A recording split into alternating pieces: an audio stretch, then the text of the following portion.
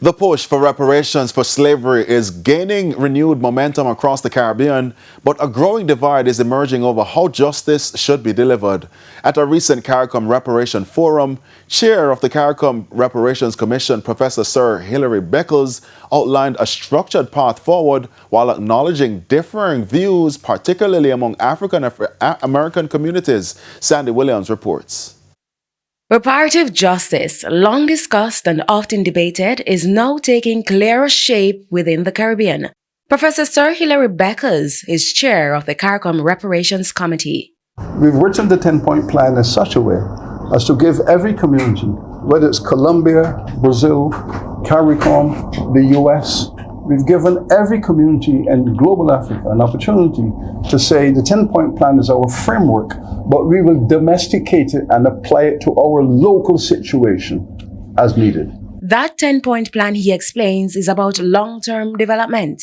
Our 10-point plan is really a reparatory justice strategy built around social and economic development. We want development for our people based on reparatory justice. We want better healthcare. We want better schools. We want digital transformation. We want to see an investment in our people who have a right to it. But across the Atlantic, a different perspective is gaining traction. Professor Beckles points to a growing divide with African American communities where the legacy of slavery feels far more recent. Their demand is direct financial compensation. As the debate continues, the question of compensation remains complex, with estimates running into the trillions. How would you go about measuring 200 years of free labor from 20 million people? If you want to quantify 200 years of free labor from 20 million people, what figure are you talking about? What are you looking at? And that does not include trauma and the suffering and damages for all of that psychological terror. It is just a labor cost. So many organizations and institutions have been doing calculations. And their same calculations are in the trillions of pounds.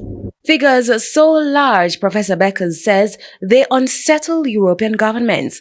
While former colonial powers once found the resources to compensate enslavers, Ambassador Dr. June Suma questions the absence of similar resolve today. Because it took political will, he said it in his presentation, for the British government to give that percentage of their GDP to people who were considered enslavers. The political will ensured that the Jews got compensation for what happened to them.